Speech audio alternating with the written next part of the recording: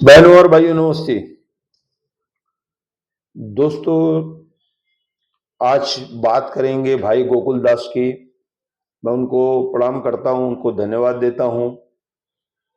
लख जीवन घोट गौशाला, आदरणीय पूज्य रूपाराम साईं को भी मैं नमन करता हूं।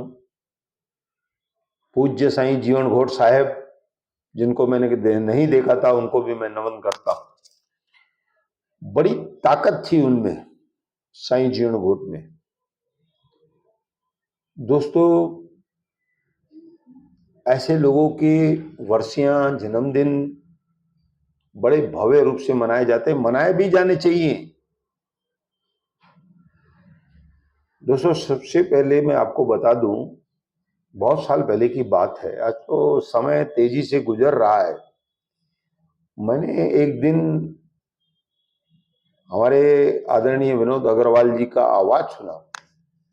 मैं अंदर चला गया, चारों तरफ से खाली प्लाट, बल्ब जल रहे थे और विनोद अग्रवाल जी गा रहे थे।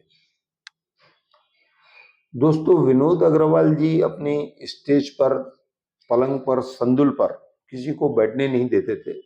वो अकेले ही बैठते थे, गाते थे और उनको किसी सजावट की जरूरत नहीं होती थी। और वो जब मग्न हो जाते थे, वो जब लीन हो जाते थे,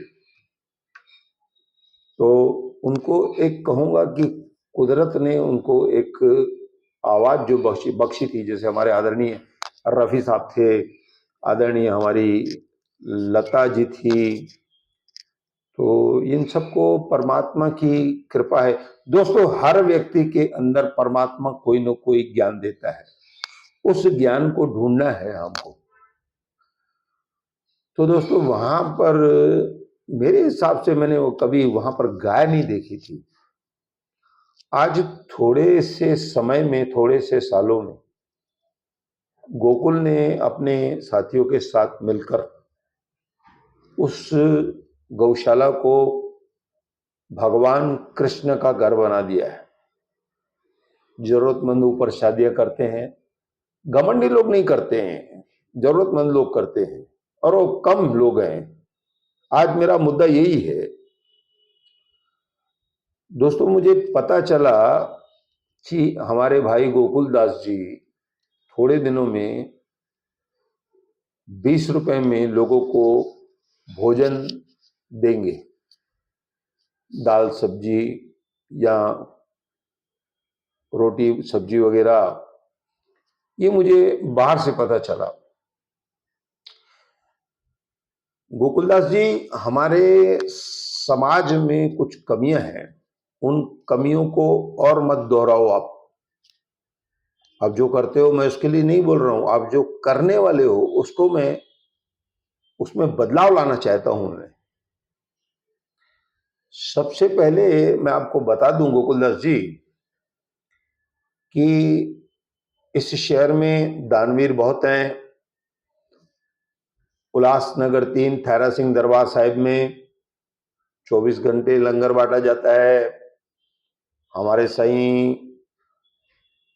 कालिदास जी भंडारा चलाते हैं। उसके बाद भाई रिंकू साहब भी भंडारा चलाते हैं। अब जिन लोगों को जरूरत नहीं रहती है, वह लोग भी दोने ले लेते हैं, अच्छा नहीं लगा तो रख देते हैं।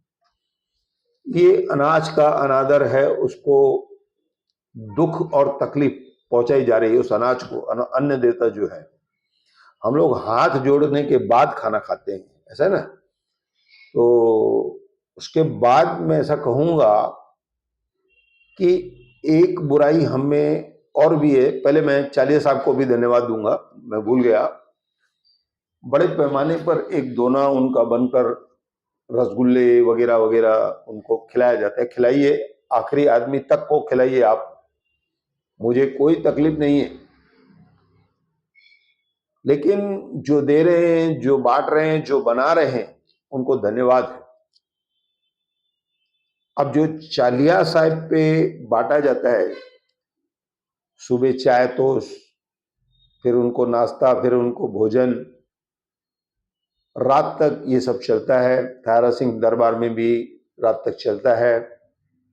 लोगों को जितना चाहिए ले जाते हैं। रिंकू भाई साहब अपनी गाड़ियां बेचते हैं, दोने बंटवाते हैं। तो अब प्रकरण ये हो गया है कि इस आड़ में हम लोग उन लोगों को भी खाना खिला रहे हैं जिनको जरूरत नहीं है, जो जिनकी उम्र कमाने की है। सबसे पहले तो मैंने कई बार देखा है, अब कहां से देखा है मैं उनका नाम नहीं लूंगा, एक शराब पिया हुआ व्यक्ति उस भंडारे पर पहुंच जाता है, वहां से दोने लेता है, खाता है, गिर जाता है, उसके हाथ में ऐसे दोने पड़े। दुखद बात है। अच्छा नहीं लगा तो फेंक दो, रख दो, कोई खर्चा नहीं है ना उसका। अब वो काम क्यों करे? अब वो काम क्यों करे? सुबह आप उनको चाय देते हैं, नाश्ता देते हैं। कई बार शराब की भी शिकायतें आई ना कि इन लोगों के पास शराब भी रहता है। फिर हमारे जो समाज के लोग हैं, जो अमीर हैं, बहुत सारे लोग आते हैं, वो दान करते हैं। अब दान में भी ये लिखा गया है सुपात्र और कुपात्र। भैया मैं किसी के खिलाफ नहीं बोल रहा हूं, क्षमा चाहता हूं। बहुत से अधिकारी भी कहकर गए इस शहर में लोग भूखे उठते हैं, भूखे सोते नहीं है। सही बात है। ये हर दिन कहीं ना कहीं कोई त्योहार रहता है, वहां पर दोने बांटे जाते हैं, प्रसाद बांटा जाता है, अच्छी बात है।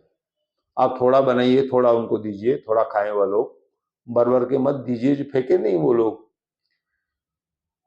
अब यहां पर ये बात आ गई, इनको जब भोजन मिलता है और ये सो जाते हैं वहीं पर, तो बहुत सारे महापुरुष, हमने आज तक ऐसा नहीं किया है, हमने कभी एक थैली अनाज भी नहीं बांटी है, हम कोई दानवीर करण नहीं है। और उसके बाद हमने देखा कि बहुत सारे लोग वहां से गुजरते हैं तो 5 रुपए का सिक्का, 10 रुपए का नोट, 10 रुपए का सिक्का उनके ऊपर फेंक देता है। फिर वो उठेगा, उसका शराब पिएगा या कहीं भी दुरुपयोग करेगा। अब प्रश्न ये आ गया कि जहां जहां पर भंडारे चलते हैं, आसपास में आपको कोई मजदूर नहीं मिलेगा काम करने के लिए। क्यों करे काम भाई? वो उसको खाना आप दे रहे हो, वो काम क्यों करे? पड़ा है आपके मंदिरों के बाहर, आप उसका शरीर जो है सुस्त बना रहे हैं। ये मेरी पहली बात हो गई। अब दूसरी बात मेरी ये है, जो लोग सस्ते दामों पर होटलें चला रहे हैं, हमारे आर के दयाल जी हैं, वीनस वाले हैं। उस दिन मैंने देखा कि दो पति पत्नी हमारे सतनाम फलूदा में आए, वीरू भाई से पूछने लगे कि ये वीनस नाश्ते वाला कहाँ पर है। अब उसने इतनी प्रसिद्धि प्राप्त कर ली, बहुत सारे आइटम बनाता है। सुबह आप जाओगे तो मूंग की रोटी, आलू की रोटी, कोकी, दही, पोहे, बहुत सारे नाश्ते आपको मिल जाएंगे। दाल मूंग, एक ही जगह पर सब कुछ मिलेगा, साफ सुथरा वगैरह आपको मिल जाएगा। और दाल मूंग तो हमारे शहर में बहुत सारे, सबसे प्रसिद्ध जो दाल मूंग है वो हमारे खियलदास जी के भी है, उनके लड़के शंकर और दूसरे लड़के का मुझे थोड़ा नाम नहीं याद आ रहा है। तो ये लोग 10 बजे से ज्यादा इनकी चलती भी नहीं है, दाल खत्म हो जाती है, इतनी भीड़ लगती है। तो दोस्तों इस तरह से जो ये कारोबार चल रहा है। अब प्रश्न यहां पर ये आ गया है कि आर के दयाल में लोग खाना खाते हैं, वीनस में लोगों को बिरयानी और राजमा मिलता है, झामन दास पेटिस वाले के पोते वो बिरयानी और छोले देते 30-35 रुपए में। ये बात यहां तक उचित है। अब मैं ऐसा चाहूंगा गोकुलदास जी, आप जो 20 रुपए में खाना शुरू करेंगे ना, आप पहुंच नहीं पाएंगे, आप थक जाएंगे। मेरे अक्षरों को आज लिख लेना, आप थक जाएंगे आप, या तो बहुत कम क्वांटिटी आप देंगे। मैं चाहूंगा कि आप एक बेहतरीन, जैसे हमारी हरिद्वार की धर्मशालाओं में बहुत जगह अब फ्री, वहां पर भी बंद कर दिया गया है, क्योंकि लोग 3-3 दिन रहने के बाद 100 रुपए डाल के आते वहां पर। बहुत शाने हैं हमारे लोग। दोस्तों, मैं बीच में एक बात बताता हूं। हमारे मित्र रवि खिलनानी और मैं एक दिन, रवि खिलनानी ने, मेरा कुछ नहीं था उसमें, वो लड्डू बांटने चले।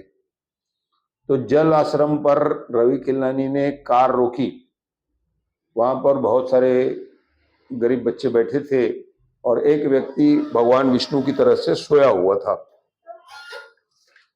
रवि खिलनानी ने लड्डू बांटने चालू किए। वो जो व्यक्ति सोया हुआ था वो उठकर लड्डू लेने नहीं आया, लड्डू खत्म हो गए। वो कहता है, भाई साहब आपको लड्डू बांटने नहीं आते? अरे भैया तू लेने नहीं आया, तू बांटने नहीं आते। चलिए ये बात एक तरफ हो गई। आज गोकुल भाई की तरफ से 5 रुपए में समोसा मिल जाता है, 10 रुपए में समोसा पाव मिल जाता है, 7-8 रुपए में ब्रेड पकौड़ा मिल जाता है, 5 रुपए में वड़ा पाव 5 रुपए में मिलता है, जबकि आज 5 रुपए की पाव है। जाहिर है घर से पैसे भरने पड़ेंगे, आश्रम से पैसे भरने पड़ेंगे। अब जो असल मुद्दा है आपके 20 रुपए के खाने का, मैं कहूंगा आप उसको 40 रुपया करिए, 50 रुपया करिए, 60 रुपया करिए, 20 रुपए मत करिए, आप थक जाओगे। हरिद्वार की तरह आप जो यहाँ व्यापारी आते हैं, अच्छे लोग आते हैं जिनको अच्छा खाना चाहिए, वो खाना उनको आप परोसो। आपका काम भी, जो आप भी दान करना चाहते हैं वह भी चलेगा और लोगों को भी खाना मिलेगा। अब यहां से मैं आगे बढ़ता हूं। इस शहर में बहुत सारी संस्थाएं हैं जो हर महीने दवाएं बांटती हैं, अनाज बांटती हैं, कापी किताब बांटते हैं, गौशाला में भी बांटते हैं, हमारे जो गोकुल भाई है वो भी बांटते हैं। तो जो भी बांट रहा है मैं उनको धन्यवाद देता हूं।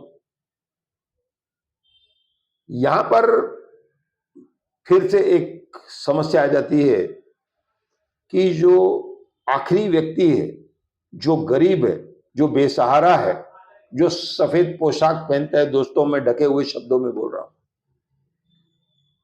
वो बाहर नहीं निकलते हैं, शर्म से नहीं मांगते किसी से। उनको ना आपकी थैली मिलती है, ना उनको कोई देने जाता है। यहां पर आप भीड़ इकट्ठी करते हो, उनसे जय जयकार बुलवाते हो, उनकी फोटो निकालते हो, तो इस शर्म से वह लोग नहीं आते हैं। यहां पर मैं एक चीज और जोड़ूंगा। बहुत सारी मेरी बहनें, मेरी माताएं जो सफेद पोशाक में आ गई, उन्होंने कैसे भी करके अपने बच्चों को पढ़ाया। उनमें से कई लोगों के बच्चे आज सीए हो गए। मैं उन बच्चों से कहूंगा कि भाई अपने माता पिता का ख्याल रखना। बहुत दर्द, बहुत तकलीफें उन्होंने देखी है, आप उनका ख्याल रखना। कुल मिलाकर जो भी दवाओं का दान हो रहा है, पैसों का दान हो रहा है, इलाज के लिए चेक दिए जाते हैं, वो आखिरी लोगों तक नहीं पहुंच रहा है। कई सारे सवाल होते हैं उससे भाई। उसका घर देखने जाएंगे, पड़ोसी से पूछेंगे कि ये सच में गरीब है या नहीं है। तो कुल मिलाकर ये जो स्थिति हो गई है, तो मैं ये कहूंगा कि आखिरी जरूरतमंद लोगों तक दान पहुंचाओ। गोकुल भाई, ये 20 रुपए का दान, जो भोजन आप करना चाहते हैं, मुझे कोई एतराज नहीं है, आप करिए। लेकिन मैंने आपको एक सलाह दी कि आप एक अच्छे तरीके से लोगों को बैठा करके, आप तो वैसे भी वहीं किचन में चालू करने वाले हैं। आपके यहाँ कुछ दिन पहले 10 रुपए में खाना चलता था, वो आदमी भी थक गया ना। तो यहाँ दानवीर भी चाहिए। और आप इतना पैसा रखिए कि आपके घर से भी न जाए और आपके पास कुछ आए भी नहीं। नो प्रॉफिट नो लॉस, ऐसा कहकर मैं धन्यवाद कहूंगा। यह मेरी एक सलाह है और मैं व्यापारियों से भी निवेदन करूंगा कि गोकुल भाई साहब को इस तरह की सलाह देकर इस कार्य को शुरू कराएं।